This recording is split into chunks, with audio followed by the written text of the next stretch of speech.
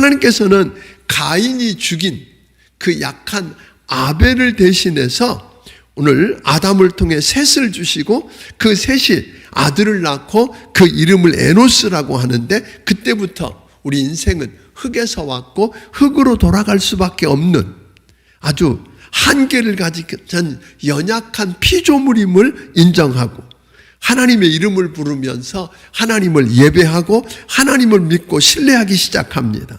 하나님께서는 가인과 다른 계보, 즉 가인에게 죽임당한 아벨을 잇는 셋을 통해서 또 다른 계보를 우리에게 허락해 주셨는데, 그 이야기가 오늘 본문에 나오는 5장입니다. 아담의 계보 이렇게 이야기했거든요. 이 계보라고 하는 말은 족보라는 말입니다. 또는 혈통, 후손, 역사 이렇게 번역되어질 수 있는 말인데, 본래 이 계보라는 말은 히브리어에 보니까 톨레도트라고 하는 말인데, 그 말은 그냥 그렇게 해석하기가 어려운 말입니다. 어떤 사람과 사건을 기점으로 해서 그 후에 일어날 후속 결과들을 말하고 있습니다. 그러니까 아담의 계보라고 하는 말은 단순하게 누가 몇 년을 살다가 죽었는가를 보고하는 정도가 아니라 최초 인간인 아담을 만드신 하나님의 뜻이 어떻게 아담 이후에 그 후손들을 통해서 역사 속에서 계승되어 가고 있는가를 보여주고 있는 것이 아담의 계보입니다. 그러니까 우리도 하나님께서 여러분과 내가 이 땅에 살다가 떠나가는 자리에서 우리 후손들에게 남기기를 원하시는, 남기기를 기대하는 유산이 무엇이겠는가를 생각하며 살아야 한다고 하는 것입니다. 우리 후손들에게 어떤 계보를 물려주고 무엇을 유산으로 남겨서 계승하게 할 것이냐는 말입니다. 무엇보다도 중요한 것은 첫째로 가인의 계보가 아닌 셋의 계보에 속해야 한다는 것입니다.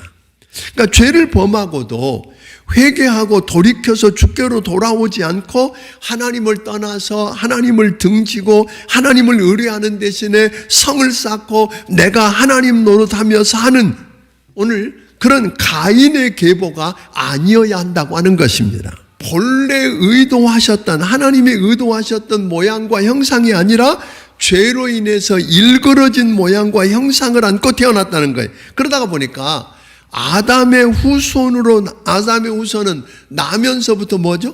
죄인이라는 것입니다.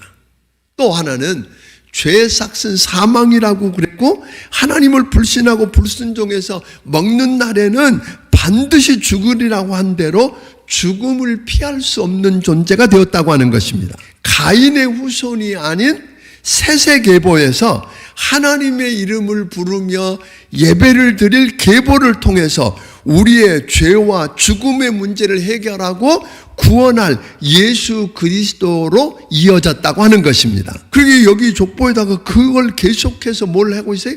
반복해서 언급할 만큼 중요한 일이겠느냐는 거예요. 그렇습니다. 하나님의 백성은 결혼하고 자녀를 낳는 것 가볍게 여겨서 절대 안 됩니다. 이건 믿음의 일이라고 가르쳐 줍니다. 이 일을 통해서 하나님의 역사를 이루어 가시기 때문입니다. 그러니까 믿음의 계보를 이어가기 위해서 믿음의 사람들은 뭐 해야 돼요? 아이를 낳아야 합니다. 여러분, 믿음의 사람들은 믿음의 계보를 이어갈 아이를 낳는 일, 이것은 믿음의 일이라고 이야기합니다. 둘째로, 그렇다면 다음 세대에 무엇을 유산으로 물려줘야 하는가 하는 거예요. 무엇이 계승되어야 하는가? 우리 자녀들에게 무엇을 남기고 무엇을 계승해 줄 수 있어야 하는가 하는 거죠. 하나님께서 최초 인간을 지으시고 그들에게 뭐 하셨어요? 복을 주셨다 그랬어요. 축복하셨어요. 그리고는 생육하고 번성하고 땅에 충만하고 정복하라. 이 말은 내가 너희를 축복하노니 나의 축복을 받아서 그 축복 가운데 자녀를 낳고 내가 축복한 그 축복을 다음 세대로 뭐예요? 계승해 가도록 해라 하는 이야기예요.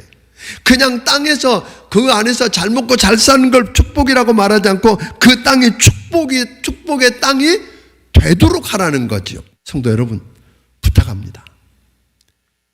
우리의 믿음을 계승하십시다. 왜냐하면 하나님은 그 세세 계보에서 위대한 사람을 통해서 그의 꿈을, 우리에게 주신 그의 꿈을 하나님이 이루어 가실 것이기 때문입니다. 지금 우리 때는 연약할 수 있어요. 그런데 우리 통해서 흘러간 그 믿음의 계보를 통해서 우리 하나님이 일하실 것을 믿고 승리하는 여러분들이 되기를 주의 이름으로 축원합니다.